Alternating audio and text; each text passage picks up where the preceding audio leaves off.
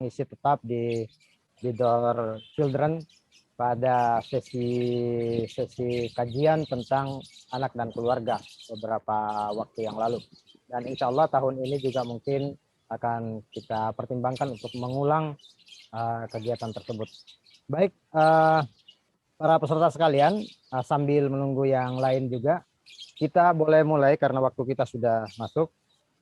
A'udzubillahiminasyaitonirrajim. Bismillahirrahmanirrahim. Alhamdulillahirabbil alamin wa sallallahu ala sayyidina Muhammadin wa alihi thayyibin at-tahirin wa ashabil muntajabin. Asyhadu an la ilaha illallah wa la syarikalah wa asyhadu anna Muhammadan abduhu wa rasuluh la nabiyya ba'da. Assalamualaikum jami'an warahmatullahi taala wabarakatuh. Waalaikumsalam warahmatullahi wabarakatuh. Puja dan puji syukur kita panjatkan kehadirat Allah Subhanahu wa taala, salawat dan salam untuk Rasulullah Muhammad sallallahu alaihi wasallam.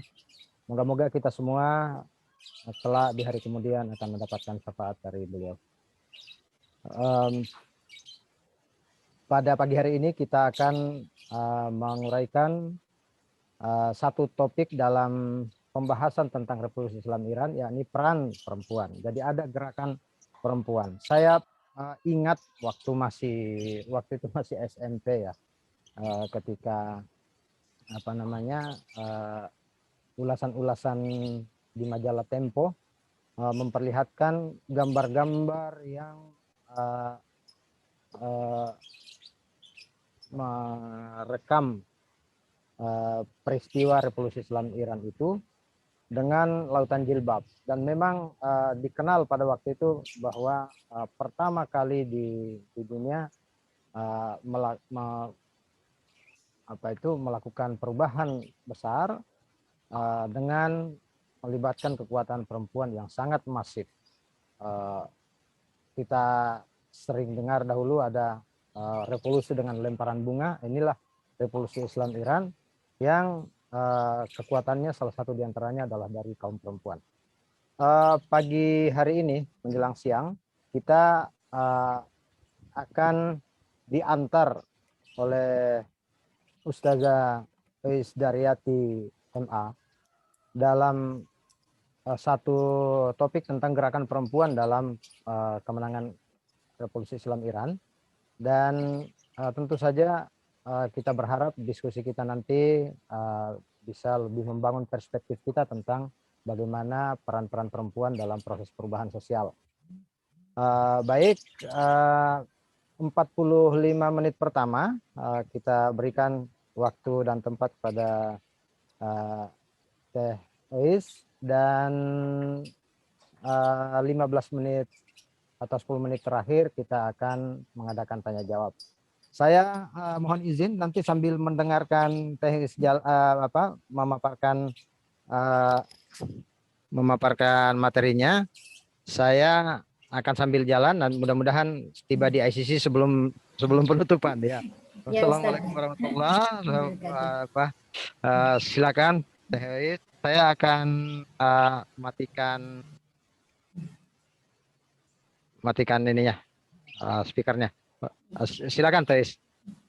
Bismillahirrahmanirrahim. Assalamualaikum warahmatullahi wabarakatuh. Alhamdulillahirabbil alamin wa bihi nasta'in. La haula wala quwata illa billahil aliyyil azim. Assalatu wassalamu ala asyrafil anbiya'i wal mursalin wa ala alihi thayyibin at-tahirin wa la immatil mayamin wa ashabihil muntajabin, amma ba'du.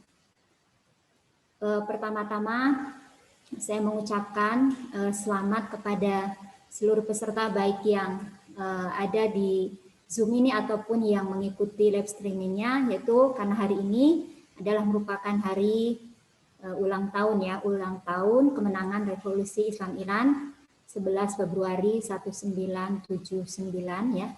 Kok kebetulan itu sama dengan kelahiran saya. Jadi saya juga ingat hari kelahiran saya hari ini, ternyata karena bertepatan dengan kemenangan Revolusi Islam Iran. Insya Allah di sini kita akan berbicara tentang peranan perempuan ya. Di sini saya akan membawakan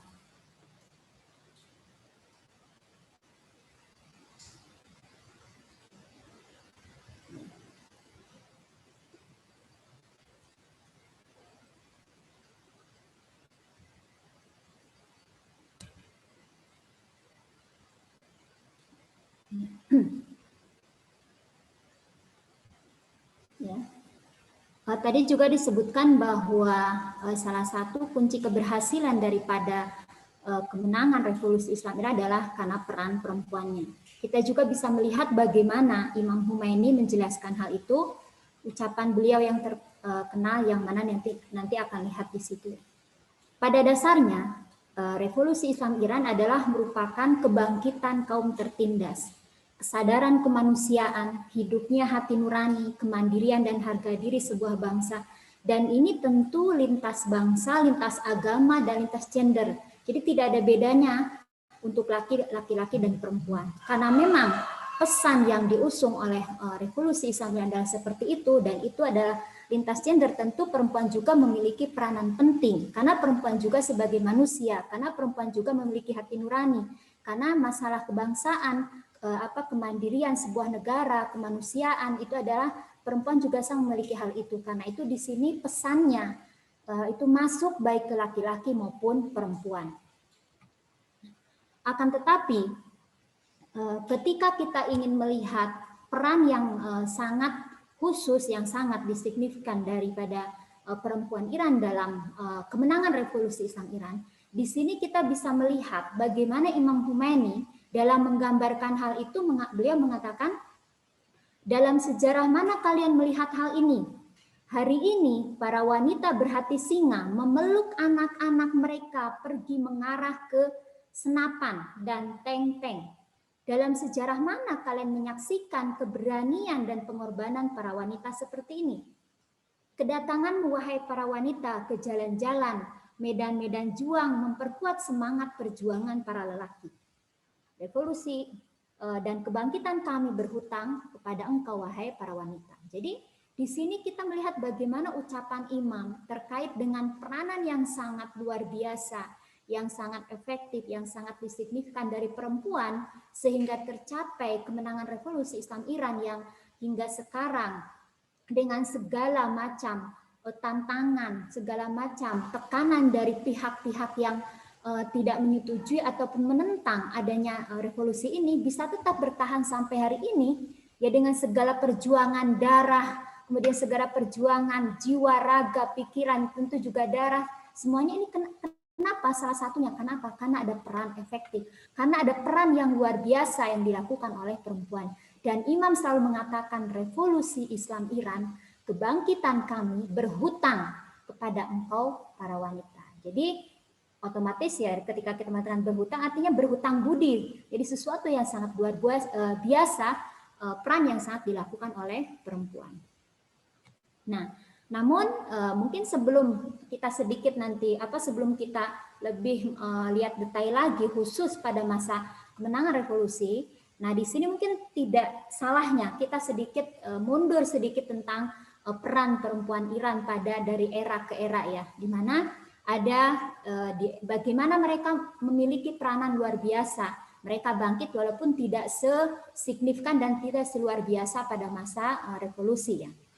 Sebagai contoh pada masa prakonstitusional ataupun disebut dengan Masyrutah, yang mereka disebut dengan masa Masyrutah, yaitu sebagai salah satu contoh pada masa, dan ini sangat terkenal sekali, sering sekali kita mendengar, bahkan sering diulang-ulang ketika dulu kita belajar di sana tentang peran luar biasa yang dilakukan oleh perempuan, yaitu pada masa dinasti Qajar, ya, yaitu Nasiruddin Shah. Jadi waktu itu perempuan berhasil menggagalkan kontrak dagang tembakau yang dimonopoli Inggris tahun 887, ya. Jadi waktu itu salah satu marja kita juga, beliau adalah Ayatullah Mirza Shirazi, beliau mengeluarkan fatwa haram atas itu, ya. Karena memang monopoli saat itu yang dimonopoli oleh Inggris.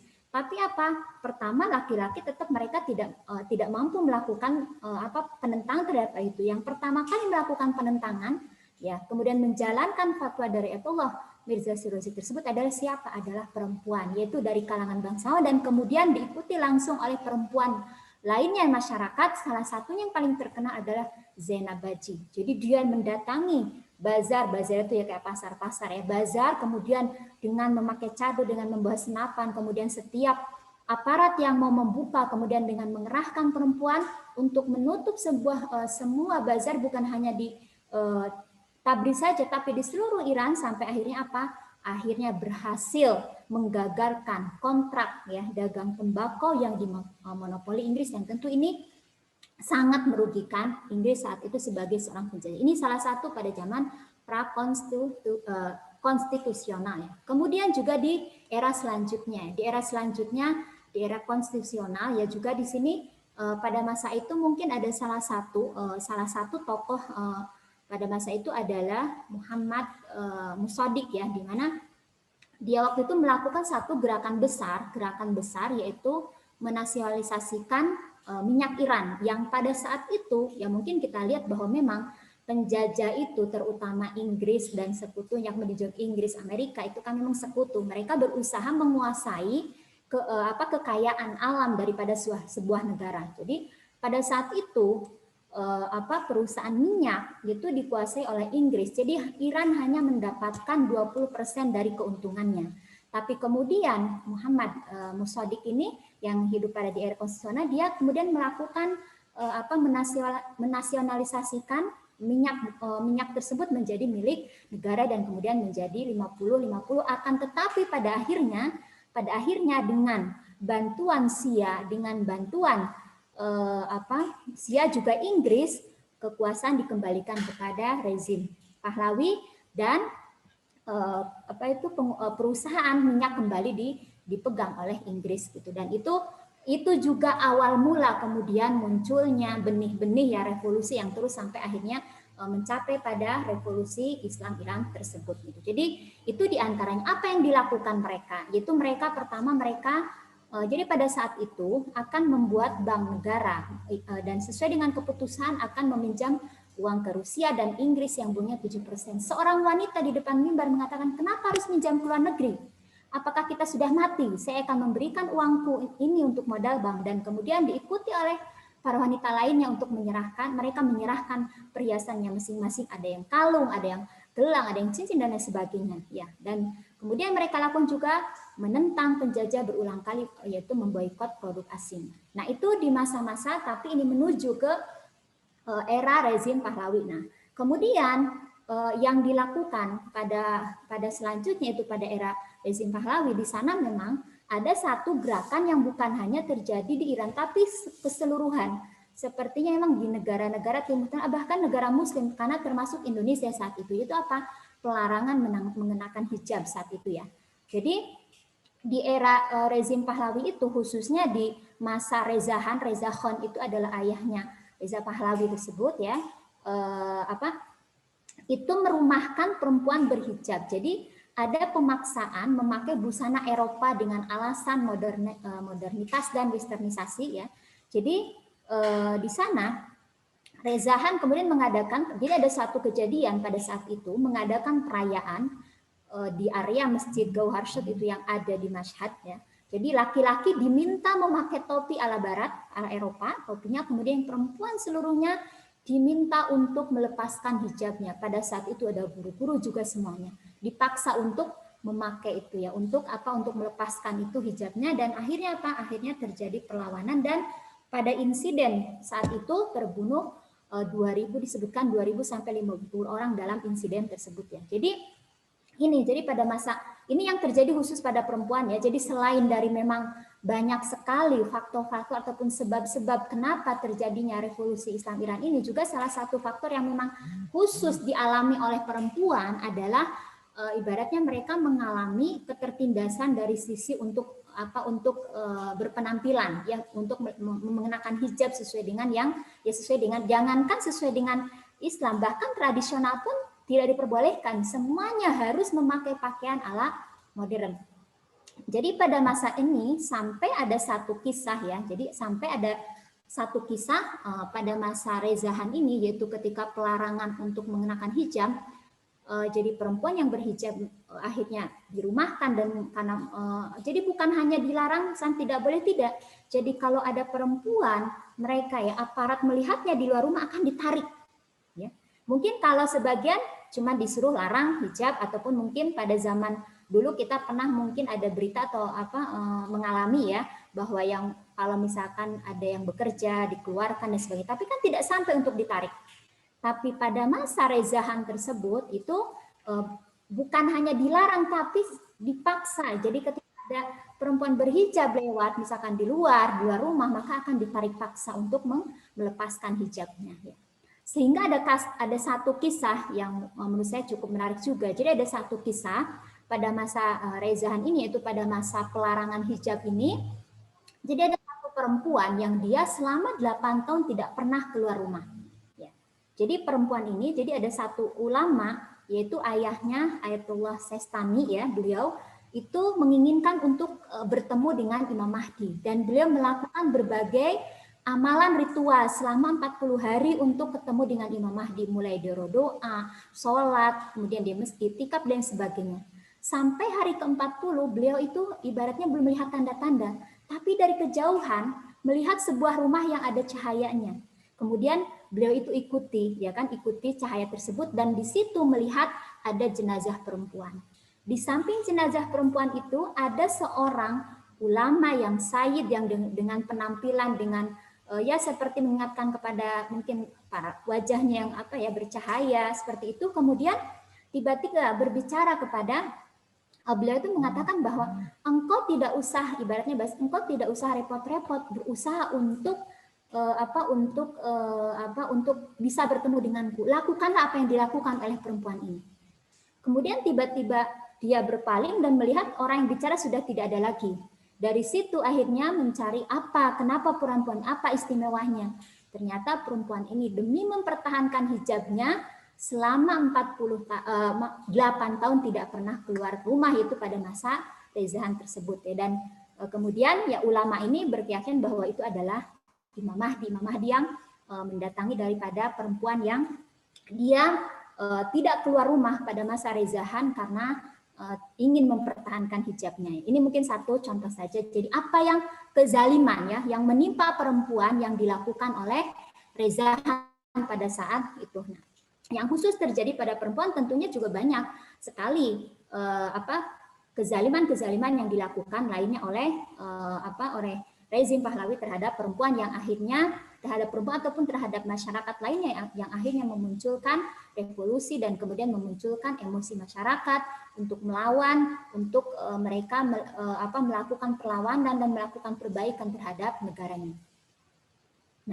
Nah ini ya, mungkin ini yang tadi sudah disampaikan. Mungkin ada satu ya di sini, bahwa kita tahu bahwa kekuasaan Shah Reza Pahlavi, kalau disebut di sini mungkin Reza Pahlavi ya, itu merupakan memang dari sisi ya koruptor, kemudian juga dia diktator, kemudian juga dispotif, dan di bawah pengaturan asing terkhusus Amerika yang yang terjadi menyulut emosi masyarakat, ya. Dan ini juga memang salah satunya karena begitu, ibaratnya begitu menjadi budak, bukan budak, ya mungkin budak ya, budaknya Amerika. Bahkan disebutkan bahwa ya kisah-kisah yang disampaikan juga dari guru-guru saya waktu di situ mengatakan bahwa pada saat itu kenapa angkatan udara waktu itu ketika revolusi menang dan Imam sampai datang ke Indonesia itu mereka pertama kali membaiat kepada Imam, kan, mengatakan bahwa mereka sangat tertindas.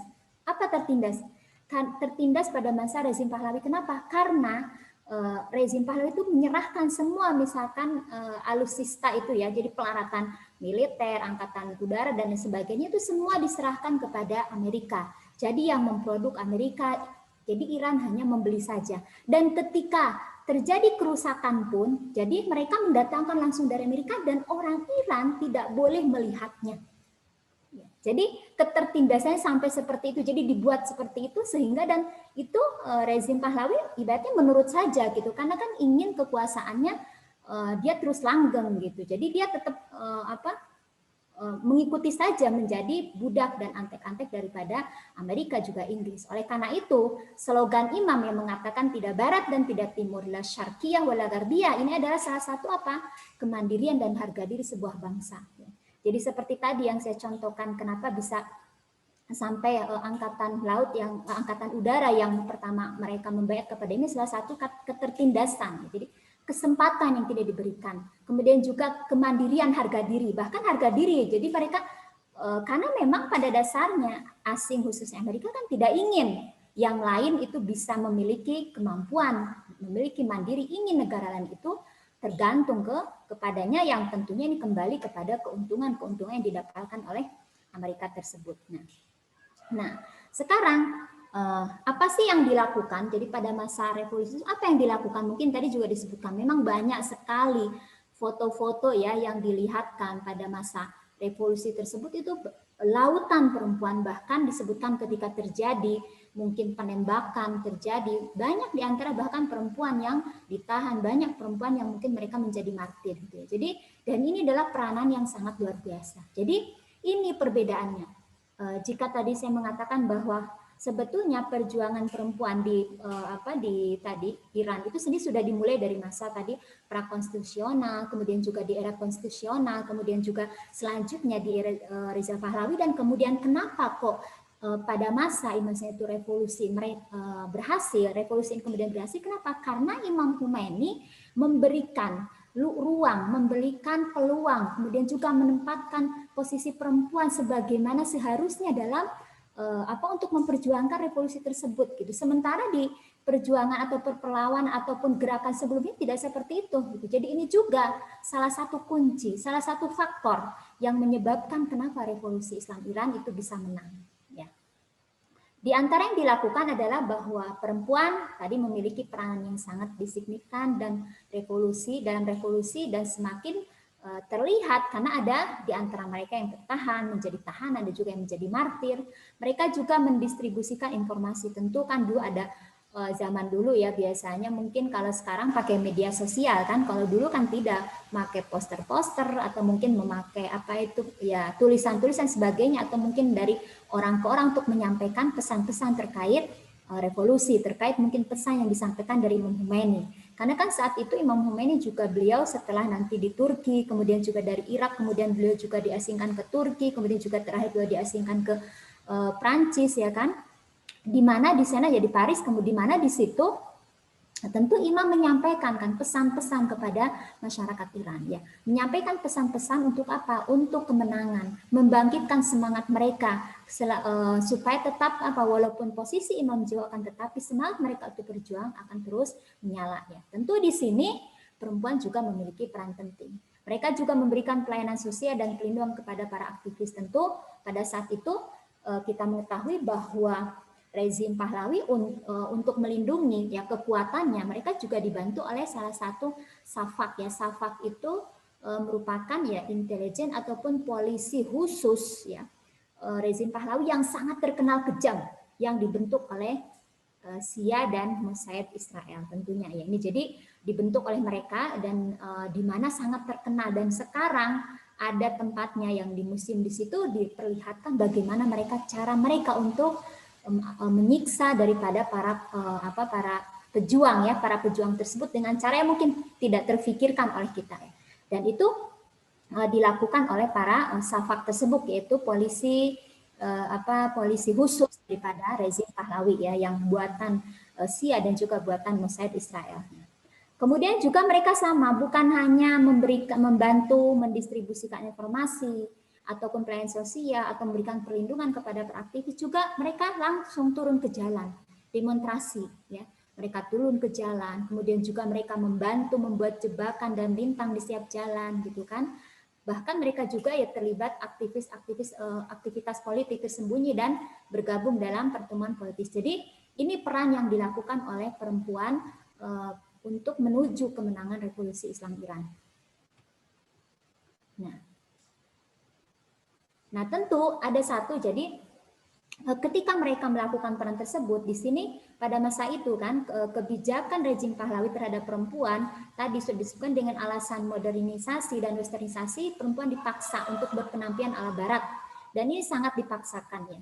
Kemudian juga menganggap busana muslimah itu sebagai jumud terbelakang, pokoknya yang serba tertinggal ya, sehingga ini juga sendiri bagi perempuan menimbulkan pemikiran kritis perempuan untuk mengembalikan nilai-nilai Islam atau bahkan juga nilai-nilai budaya mereka sendiri.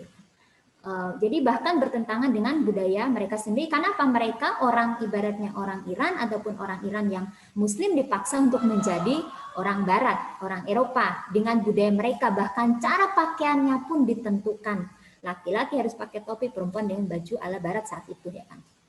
Nah, bagaimana cara perlawanan mereka dalam hal ini? Jadi mereka melakukan perlawanan. Jadi ketika demo, mereka melakukan demonstrasi, ya kan, menyuarakan suara mereka, juga mendampingi para suami mereka, kemudian memberikan semangat para suami mereka, bahkan mereka turun ke jalan dengan cara apa? Mereka menggunakan busana yang dilarang tersebut, ya dengan cadur. Ya ada yang mungkin tidak seperti ini juga dengan cadur yang memang bukan cadar, beda ya, cadur gitu kan. Kalau cadar itu untuk menutup wajah, kalau cadur itu kan kain yang memang dari atas langsung ke bawah tapi tidak menutupi wajah. Nah, jadi dengan cara melakukan ini merupakan salah satu bentuk perlawanan perempuan pada saat itu atas kebijakan yang dilakukan oleh rezim Pahlawi terhadap perempuan. Nah, karena pengorbanan, karena peran yang begitu luar biasa, ya Imam Khomeini selalu mengatakan bahwa revolusi ini berhutang kepada perempuan. Imam Khomeini mengatakan sejak awal perjuangan perempuan senantiasa berdampingan dengan laki-laki. Laki-laki mengikuti perempuan turun ke jalan, menyemangati mereka. Perempuan berada di garis terdepan. Nah, ini tentu berbeda dengan apa? Berbeda dengan era sebelumnya. Ini salah satu kunci, ibaratnya kunci kemenangan, salah satu juga kunci bisa dikatakan bertahannya dan mungkin hingga sekarang insya Allah mudah-mudahan sampai ini sebagai munculnya Al-Mahdi ya, ini tetap bertahan karena salah satunya tadi peran perempuan yang dilakukan juga peluang-peluang hak-hak yang diberikan perempuan yang itu dilakukan oleh Imam Khomeini. Imam Khomeini memberikan hak kepada perempuan untuk berpartisipasi dalam sosial dan politik yang pada saat itu hingga saat itu ya itu tidak memiliki. Perempuan tidak memiliki hak itu. Perempuan hanya memiliki hak privat atau domestik, tapi hak sosial, hak politik itu tidak memiliki. Jadi kalian perempuan, kata Imam Khomeini, harus memilih ya. Kalian sama dengan yang lainnya, bahkan kalian lebih utama dari laki-laki. Jadi ini terus yang digaungkan oleh Imam Khomeini. Dan tentu jadi berarti begini, saat itu perempuan tidak dalam prakteknya mereka tidak memiliki peran, tidak merasa penting, tidak diperhatikan keberadaannya, hanya mungkin sebagai pelengkap atau hanya sebagai istri saja, hanya sebagai ibu saja. Tapi peran penting lainnya di dalam masyarakat, di dalam politik itu tidak sama sekali tidak diperhatikan pada saat itu. Tapi Imam kemudian dengan beliau revolusinya ini dengan perjuangan ini, beliau kemudian beliau mengatakan bahwa kalian harus memilih. Kalian punya hak saat itu kan pemilu ya. Pemilu itu kita lihat juga bahwa di beberapa negara Timur Tengah saja perempuan baru saja Timur Tengah misalkan di Saudi itu kan baru saja perempuan memiliki hak pilih dalam pemilu. Tapi pada saat itu Imam dari awal bahkan dari sebelum dan mungkin setelah revolusi Imam mengatakan bahwa kalian memiliki hak pilih. Kalian sama dengan laki-laki, bahkan kalian lebih utama dari laki-laki. Kalian perempuan harus berpartisipasi dalam negara. Perempuan sebagaimana laki-laki berhak berpartisipasi dalam semua urusan. Jadi ini yang disampaikan Imam Khomeini terkait dengan perempuan. Jadi justru jadi kita harus ketahui ya bahwa memang pandangan Imam Khomeini terkait perempuan tersebut yang berbeda dengan sebelumnya, bahkan dengan yang ini merupakan salah satu faktor kemenangan revolusi Islam Iran. Ya. Adalah salah satu faktor yang mungkin kita tidak, mungkin banyak orang yang tidak begitu detail melihat ke situnya gitu. Tapi dengan revolusi-revolusi lainnya bisa dibandingkan ya. Nah, ini yang merupakan kenapa imam yang kita bisa lihat pada saat itu, coba kita bayangkan seorang orang yang sudah tua, Imam Khomeini, beliau juga hidup terus-terusan diasingkan mulai dari Irak, kemudian ke Turki, kemudian juga ke Paris, kemudian juga beliau dengan jarak jauh, tapi pada saat itu ibaratnya yang penguasa yang memang bukan digulingkan ya, penguasa yang saat itu dihadapinya adalah kekuatan militer itu nomor 5 di dunia saat itu.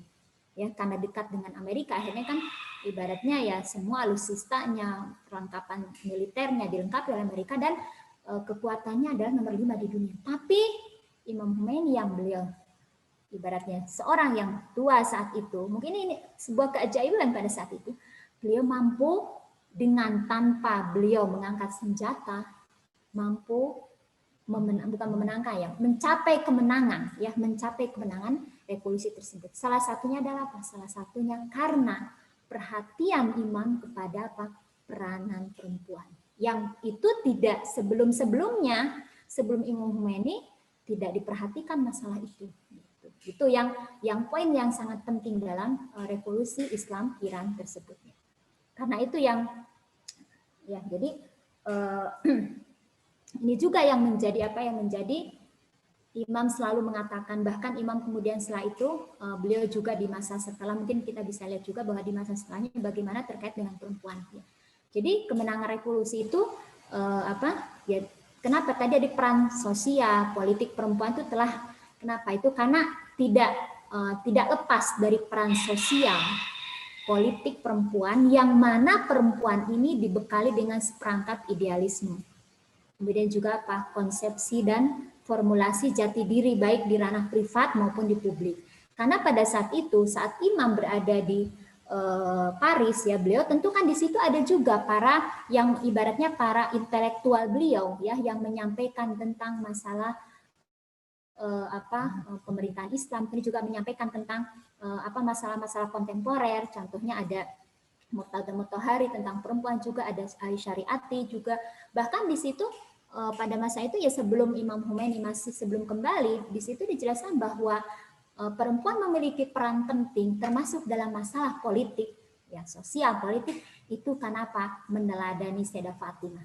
Ya, mungkin ada yang pernah baca buku Ali Syariati, Fatimah is Fatimah, ya. Jadi di situ kan juga Fatimah adalah Fatimah, itu dijelaskan termasuk bahwa Sayyidah Fatimah bukan perempuan yang hanya diam saja, ya. Bukan hanya perempuan yang hanya diam saja di rumah dan sebagainya tanpa memiliki peran penting di dalam sosial maupun politik, tidak. Ya. Jadi salah satu yang menjadi inspirasi, salah satu yang menjadi teladan perempuan Iran pada saat itu, yang kemudian hal ini ya dijelaskan atau difahamkan atau mulai disosialisasikan pada saat itu oleh mungkin Ali Syariati ataupun Murtada Mutahari, ya kan? Itu apa? Tentang peran perempuan, peran sosial dan politik perempuan. Ya, jadi ini dengan meniru ataupun juga peran sosial politik yang dicontohkan juga oleh Sayyidah Zainab. Ini juga memberikan gambaran ataupun peran penting bagi perempuan bahwa perempuan tidak hanya ada di ranah privat ataupun domestik saja, tapi juga di publik. Ya. Jadi bahkan ada satu ucapan yang Imam Khomeini mengatakan, beliau mengatakan, ini mungkin saya yang ini harus lihat sumbernya, tapi saya pernah baca ya, beliau mengatakan perempuan yang sempurna, bilang zanhoye komil, ya zane komil kalau bahasa versinya, adalah apa? Perempuan yang dapat berperan baik di domestik juga publik. Beliau mengatakan begitu. Jadi zane komil, zane kemitune hamdar hune, yani hardan biru anhus hune naksyahudo ikokune. Bahasa Persia seperti kurang lebih ya. Jadi kurang lebih bahwa dia mengatakan bahwa perempuan yang sempurna itu adalah perempuan yang dapat berperan baik di domestik maupun publik. Maksudnya itu ya peran sosial ataupun politik dan sebagainya. Dan ini akhirnya yang menjadikan salah satu faktor kemenangan dari revolusi Islam Iran tersebut. Itu kenapa? Karena membangkitkan ataupun membuka kembali membukakan wacana, kemudian juga membangkitkan bahwa perempuan juga memiliki peran penting dalam membangun sebuah bangsa, dalam memajukan sebuah bangsa. Bukan hak monopoli, misalkan laki-laki tidak, tapi perempuan memiliki peran yang luar biasa. Sehingga saya mengatakan, Imam mengatakan apa? Revolusi ini berhutang. Bahasa Persinya, innehzat madyune zanonas. Mengatakan seperti itu. Yani revolusi ini adalah madyun, berhutang kepada para perempuan. Nah, ini mungkin bisa kita lihat ya bagaimana bahwa pada masa bagaimana kenapa revolusi itu Islam itu bisa menang, karena memang peran peluang yang diberikan oleh imam yang tidak dilakukan oleh sebelumnya. Kemudian juga disempurnakan oleh para intelektual yang memang pada saat itu juga mereka menjelaskan kepada masyarakat, mensosialisasikan kepada masyarakat tentang pemerintahan, tentang revolusi, kemudian juga tentang perempuan, tentang peran perempuan di ranah politik ataupun di ranah sosial, sehingga menjadikan revolusi ini mencapai kemenangan sebagaimana yang diharapkan. Kemudian pasca revolusi bagaimana? dalam melanjutkan penghormatan Imam Khomeini terhadap perempuan. Jadi pasca revolusi, para perempuan baik itu sebagai ibu, saudari, istri para syuhada yang mereka syahid di Fa'i Muqaddas itu, perang pada saat itu kan Iran Irak ya, yaitu dalam rangka membela. Dalam rangka membela, maka itu sangat dimuliakan. Juga pada saat itu ya, jadi pasca revolusi dengan menjaga hijabnya, mencapai kemajuan dalam perempuan, mencapai kemajuan dalam berbagai bidang ilmu, politik, ekonomi, sosial dan lainnya ya. Ya mungkin contohnya yang saya lihat sendiri adalah misalkan yang sebelum revolusi itu tidak ada mungkin hauzah itu semacam ya pesantren ya, hauzah yang khusus perempuan, tapi setelah revolusi didirikan hauzah yang sangat besar luar biasa. Mungkin kalau ibu-ibu atau bapak-bapak yang pernah ke KUM itu melihat dari, jadi saking luasnya, jadi ada beberapa gedung tinggi ya hauzah ini, hauzah namanya Jami'atul Zahra. Jadi di situ ada perguruan tinggi, ada hauzahnya juga, ada perpustakaan, itu sangat megah ya, sangat megah. Satu bangunan misalkan 5 tingkat ya, 5 tingkat, kemudian itu ada beberapa, jadi nanti khusus ada yang, dan jalan antara bangunan satu dan itu dikasih jalan tengah. Kalau dari atas lihat dari pakai helikopter itu tulisannya apa? Jami'atul Zahra, yang mengambil nama Sayyidah Fatimah. Jadi itu salah satu contoh yang diberikan, yang mana pada saat itu sebelum revolusi ya, bahkan saya pernah wawancara sendiri langsung ya dengan putri Imam Khomeini, yaitu Dr.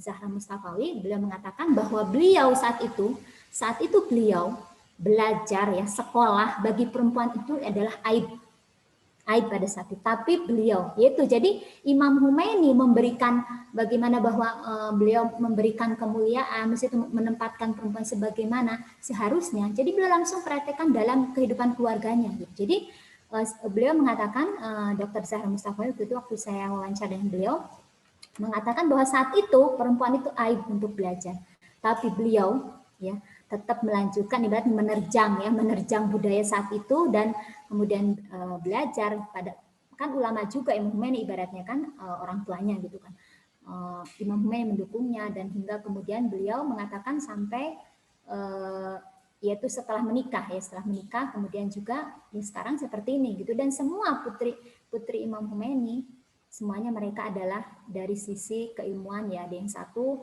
seperti Dr. Zahra Mustafawi, beliau memang di akademisi formal. Kemudian juga ada yang satu saya juga ketemu itu adiknya juga perempuan, beliau juga di hauzah sama di keilmuan juga gitu. Jadi ini dibuktikan langsung, bahkan kemudian setelah revolusi didirikannya banyak sekolah khusus perempuan ya, yang salah satunya adalah didirikan oleh Banu Isfahani ataupun, nah ini, jadi ini diantaranya bahwa sebuah apapun gerakannya termasuk revolusi, ketika di situ peran perempuan diperhatikan, diberikan tempat, maka tentu akan mencapai kemenangan. Nah, di sini saya pernah membaca ya, kebetulan saya pernah membaca, dan memang banyak sekali sih orang meneliti gitu. Banyak sekali orang meneliti, bahkan mungkin termasuk mereka para intelijennya Sia ataupun mungkin juga Israel, mereka mencoba meneliti apa sih faktor kemenangan revolusi Islam Iran ini. Kok bisa bahasanya? Kok bisa orang yang sudah tua bahasanya bisa ya bahasanya mungkin bahasa menggulingkan satu dinasti yang sudah ribuan tahun, kemudian tanpa mengangkat senjata, dan bahkan hidupnya di luar negara tersebut kan, tidak ada di tempat gitu kan, pindah dari Irak, dari Turki ke Paris. Apa sih faktornya? Banyak sekali yang melakukan penelitian tentang faktor-faktor ini. Tapi saya pernah mendengar dari setelah membaca salah satu hasil penelitian yang orang Jepang ya, namanya, saya khawatir salah ya, khawatir saya. Jadi kalau saya menambahkan satu di sini, beliau mengatakan ada tiga kunci ataupun 3 faktor kemenangan daripada revolusi Islam Iran ini. Yang pertama, beliau menyebutnya ada istilah bendera merah, itu semangat Husaini, bangkit melawan penindas ya, karena dengan meneladani Imam Husain yang bangkit ya hingga syahid untuk melawan penindas penguasa saat itu, maka mereka pun bahasanya kalau imam kami saja, kalau imam kami yang kami teladani saja syahid demi melawan penindas, kenapa kami tidak meneladaninya? Kenapa kami pengikutnya tidak melakukan hal yang sama? Ya, jadi kan makanya kan saat itu Imam Khomeini selalu mengatakan apa, bahwa revolusi ini selain madyunezan, yang mengatakan apa sebagai apa ya, berhutang pada perempuan, beliau mengatakan bahwa revolusi Islam Iran ini juga hasil dari Muharram Safar. Apa yang ada di Muharram Safar? Yang ada di Muharram Safar itu kan adanya apa? Ada majlis-majlis azza, majlis-majlis peringatan kepada apa? Imam Husain, perjuangan Imam Husain. Jadi dengan membandingkan dirinya, Imam Husain yang sebagai imam saya melakukan seperti itu sampai syahid, kenapa saya tidak? Dan saya melihat pemimpin yang sekarang ini karakternya sama dengan ibaratnya Yazid sama itu. Itu yang pertama. Semangat Husaini yang yang menjadi penyebab salah satu faktor kemenangan revolusi Islam. Yang kedua adalah bendera hijau, disebut dengan konsep Mahdawiyah, ya, konsep penantian Al-Mahdi. Bahwa apa? Bahwa Imam Mahdi akan muncul itu memerlukan lahan, memerlukan persiapan. Nah, memerlukan bagaimana beliau bisa memerintah kalau tidak belum ada lahan, belum ada kesiapan dari yang dipersiapkan oleh pengikutnya. Nah, oleh karena itu apa? Jadi salah satu Imam Khomeini juga selalu mengatakan bahwa, mungkin saya juga pernah mengatakan bahwa wazifemo anjo metaklifas. Imam selalu mengatakan begitu, tugas kita hanya menjalankan tugas, termasuk dalam, beliau mengatakan termasuk dalam negara Islam Iran ini.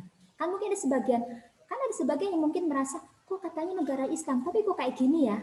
Misalkan melihat mungkin ada fakta, ada sesuatu yang mungkin dia tidak cocok misalkan. Imam mengatakan apa? Tugas kita hanya apa? Menjalankan taklif, bukan natijeh, bukan melihat hasil. Wazifemo anjomet taklifas nah natijeh. Ya. Jadi apa? Tugas kita adalah apa? Mencoba mempersiapkan supaya apa? Untuk kemunculan Imam Mahdi. Imam Mahdi memerlukan wahana, memerlukan sarana, memerlukan lahan untuk beliau bisa muncul. Ya salah satunya apa? Makanya beliau mengatakan ya harus terwujudnya sebuah negara Islam yang memang kita bisa di situ menjadi ibaratnya sarana kemunculan Imam Mahdi ajallahu taala farajahu syarif. Jadi itu juga semangat atau konsep Mahdawiyah itu juga kemudian menjadi salah satu faktor kemenangan revolusi Islam Iran menurut peneliti Jepang ini. Yang ketiga adalah konsep wilayatul faqih, ya, kekuasaan seorang ulama yang kompeten, yang integritas tinggi, yang memang bukan hanya sekedar ulama saja, tapi beliau menguasai politik, sosial, kemudian juga selain tentu hukum-hukum Islam secara sempurna, ya tentu beliau juga mengetahui bagaimana harus ibaratnya saat diam, harus berbicara, harus mengeluarkan statement.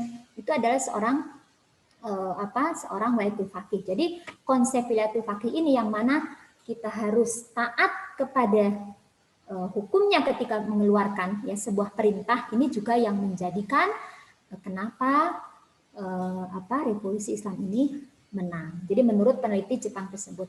Yang terakhir ya adalah tambahan saya sendiri, ya saya katakan bahwa selain tiga konsep tadi, ada semangat Husaini, ada konsep Mahdawiyah, kemudian juga wilayatul faqih di mana pengikut ibarat kita harus taat kepada seorang wali faqih ya nantinya. Juga apa? Karena ya Imam Khomeini pada revolusinya tersebut menyadari dan memberikan, bukan menyadari, itu beliau memberikan porsi yang tepat kepada perempuan.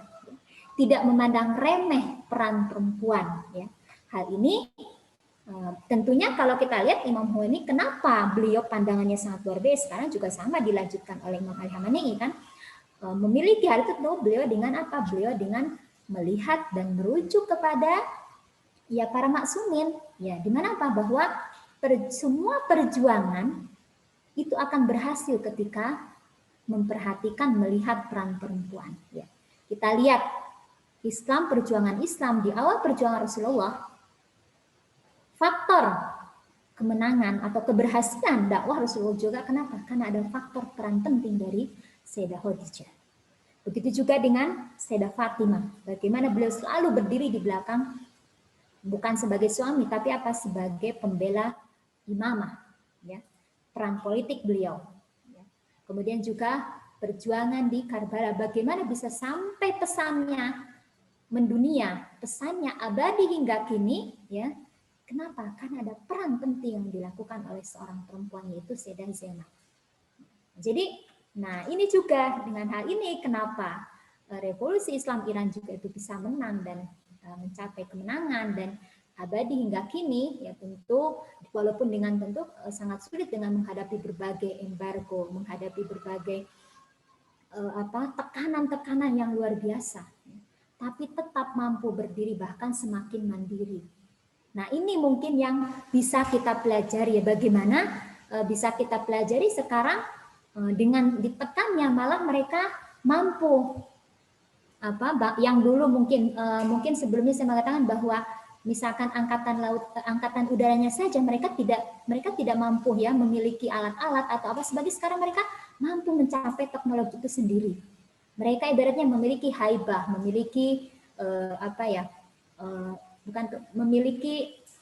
bukan harga diri, mesti mereka sekarang mampu bahkan dari bidang kedokteran mereka mampu, bahkan sekarang juga salah satu contoh yang paling heran, mereka mampu membuat vaksin, dan vaksin ini justru sudah dibeli beberapa negara lainnya. Ini kan suatu kemajuan. Ini adalah salah satu di tahun yang ke-42 ya. Kalau saya 43 umur saya 78. Kalau revolusi 42 ini mereka dengan segala ancaman dan tekanan, revolusi Islam ini masih tetap berdiri tegak dan bahkan mampu menghasilkan kemajuan-kemajuan dalam berbagai bidang yang sekarang ini bisa dikatakan Iran dari sisi keilmuan di antara negara-negara muslim ada di tingkatan tertinggi. Dari kedokteran, dari bidang mungkin nuklir, ya nuklir kita jangan diartikan nuklir mungkin orang tahu nuklir itu ada pembunuh massal, tidak, bukan gitu.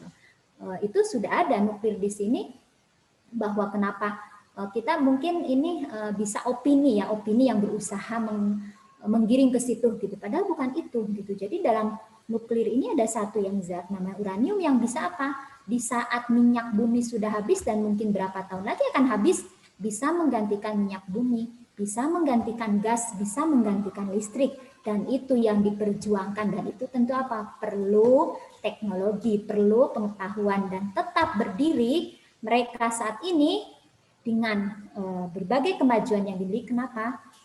Ini ada sebagai kelanjutan dari perjuangan revolusi Islam Iran yang tentunya ini menjadi contoh bagi kita sendiri gitu, bagaimana bahwa kita mampu, kita bisa. Ya, yang saya sering dengar di situ mereka selalu bilang mau tawanesting, orang bilang gitu kan, karena dulu kan memang mereka ibaratnya nggak pede gitu, kita nggak bisa apa-apa, tapi sekarang mereka bilang mau tawanistim, kita bisa dan pasti bisa.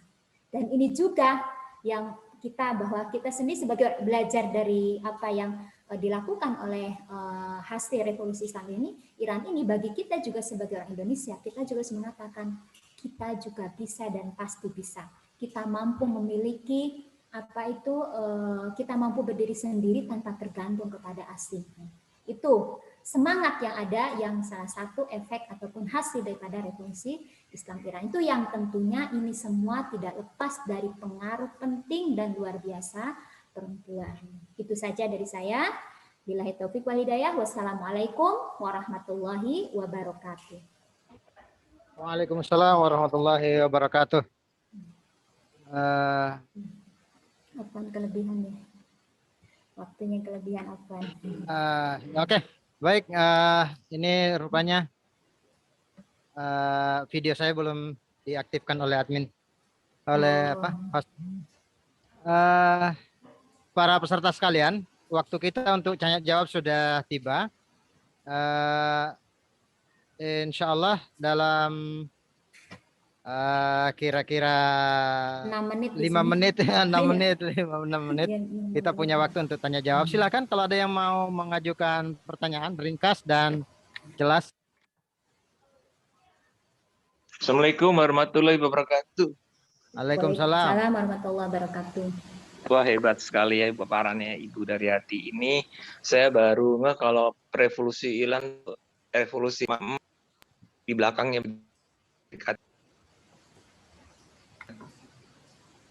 Halo? Ya, halo. Suaranya Iya, terputus-putus ya.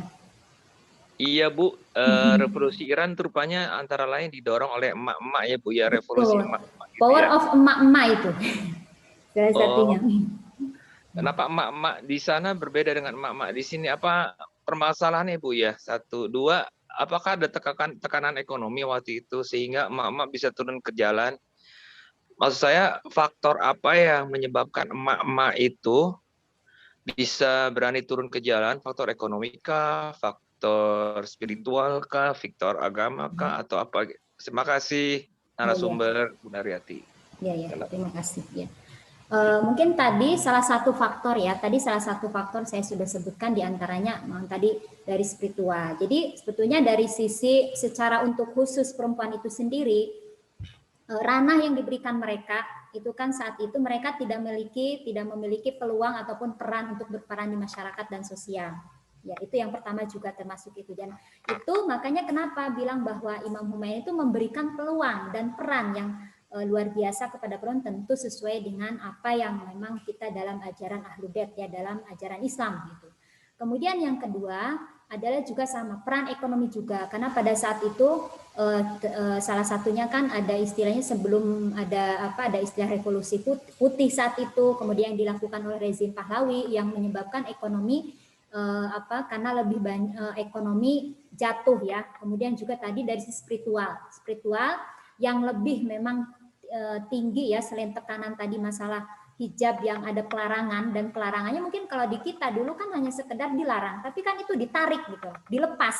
Sampai bahkan terjadi tadi kejadian berdarah sampai 2000 sampai hampir di Masjid Gauhar Shad itu kan 2000 sampai 5000 orang yang meninggal gara-gara karena apa? Karena mereka berusaha untuk Reza Pahlawi berusaha memaksa mereka untuk membuka hijab, tapi mereka tidak mau, akhirnya terjadi pertumpahan darah gitu. Jadi banyak faktor ya, ekonomi betul, kemudian juga sosial juga betul, kemudian juga dari yang paling tinggi ada faktor tadi spiritual ya, spiritual dan agama gitu kan. Jadi di sini karena tadi bahwa ini penguasa ini sudah jauh, sudah penindas, kemudian juga ibaratnya dengan kejadian yang menasionalisasikan ya minyak Iran yang saat itu kemudian dibalikin lagi ya ke Inggris, perusahaan itu bagi mereka adalah merupakan penghinaan luar biasa. Harga diri dijual gitu, harga diri dijual. Kemudian juga ya masyarakat juga dibikin hina, kok tidak punya harga diri sama sekali. Termasuk kasus mungkin yang tadi saya katakan, bagaimana mereka tidak diberi kesempatan untuk mengetahui alusista, bahkan cara benerinnya kayak apa ya kan, disembunyikan hanya menggunakan saja. Itu kan hal-hal seperti ini salah satu yang menjadi faktor kenapa terjadi. Adapun menurut saya tidak ada bedanya ya emak-emak sini sama emak sana. Power itu ada semuanya. Maksud itu kekuatan itu ada. Jadi kekuatan baik ibu-ibu, hanya mungkin ada kekuatan yang tadi mungkin disebutkan bahwa perempuan itu kan bukan cenderung ya, mungkin itu ada kecenderungan untuk seperti halnya kita ini apalagi sekarang konsumtif ya. Jadi lebih suka ke hal-hal yang sifatnya fashion dan lain sebagainya. Nah, hal itu sebetulnya itu kan bisa dimanfaatkan ya. Apakah itu bisa melemahkan perempuan sisi kelemahan atau menjadi kekuatan gitu kan. Ya seperti tadi mereka menggunakan salah satunya dengan cara memboikot produk asing. Salah satu bentuk perlawanan ibu-ibu. Nah, di kita juga sama. Mungkin kita ingin membangun ekonomi Indonesia yang lebih baik, salah satunya kita mencoba menggunakan cinta produk dalam negeri. Dan itu bisa ya emak-emak itu bukan emak-emak ya ibu-ibu lah bahasanya kan. Power ibu-ibu perempuan ini memiliki power luar biasa. Kenapa? Karena kekuatan kata-kata perempuan melebihi dari laki-laki. Dan kekuatan ini jika dimanfaatkan pada tempatnya maka efeknya sangat luar biasa. Termasuk itu yang dijalankan oleh Sayyidah Zainab ketika Imam Sajjad, beliau harus banyak diam, tapi Sayyidah Zainab yang harus vokal dalam hal itu gitu. Jadi intinya sih sama ya, kekuatan emak-emak sini maupun emak-emak di sana hanya perlu kita digali, digugah terus, diingatkan terus gitu. Kita punya peran penting dalam membangun sebuah bangsa, dalam menjadikan bangsa ini mandiri. Dari sisi ekonominya tadi, produk-produk kalau jadi penjual ataupun jadi pembeli, maka yang diutamakan pertama adalah ingin membangun negeri apa? mencintai produk dalam negeri terlebih dahulu. Ya itu saja, terima kasih, semoga puas. Ya, Assalamualaikum Ustazah Ais. Waalaikumsalam, Bu Mai. Saya langsung masuk aja, soalnya dari tadi udah angkat tangan kayaknya nggak kelihatan nih. Iya. Silakan. Ini Ustazah, tadi kan kalau saya mendengar penjelasan Ustazah bahwa salah satu yang membuat tergerak itu ibu-ibu kan banyak hal ya. Salah satunya diantaranya karena mereka juga merasa terganggu gitu hijabnya dipaksa lepas ya kan. Karena mereka sudah menyadari kewajiban agama dan lain-lain. Saya ingin menyoroti di sini aja. Gimana pandangan Ustazah terkait masalah hijab ini? Karena kalau saya melihat orang-orang di Iran itu ternyata setelah saya alhamdulillah ada kesempatan ke sana, saya melihat kalau misalnya terbang itu ke Dubai, tahu-tahu mereka sudah nggak berhijab lagi dan kadang-kadang parah pakaiannya, apalagi kalau di luar negara. Saya nggak tahu apakah mereka bagian dari orang yang dalam semangat revolusi atau memang semangat revolusinya sudah berkurang, karena bukan 1-2, saya melihatnya itu banyak sekali dari beberapa tahun terakhir ini. Kalau di di Malaysia itu sekitar bulan Agustus, ya pas musim panasnya mereka kali ya, banyak yang keluar negeri itu hampir semua itu tidak menggunakan hijab, bukan cuma tidak menggunakan, tapi pakaiannya juga betul-betul seperti pakaian wanita-wanita sekuler, seperti zaman dulu waktu mereka masih hidup di zaman Syahreza Pahlavi gitu loh. Nah itu saya mau tahu bagaimana itu pandangan Ustazah, apakah memang ini hanya sekelompok kecil orang yang memang sanggup bepergian ke luar negeri, sehingga kita melihatnya kan selalunya di luar, memang bukan di negara mereka. Tapi maksudnya saya patah hati gitu loh, lihat itu patah hati gitu melihatnya. Coba Ustazah, saya pengen dengar tanggapannya seperti apa. Terima kasih Ustazah. Ya, makasih. Ini pandangan saya pribadi ya, jadi tidak dikaitkan. Yang pertama, saya teringat ucapan, saya kembali mengingatkan ucapan Imam Khomeini. Wazifemo anjomet taklifas natijeh. Beliau mengatakan bahwa tugas kita itu menjalankan taklif, tugas, bukan melihat hasil ya. Tentu kita melihat bahwa memang pertama mungkin kalau saya sendiri melihat dari satu, bisa jadi mereka non muslim, bisa jadi kan di luar dibuka, bisa jadi juga tetap muslim.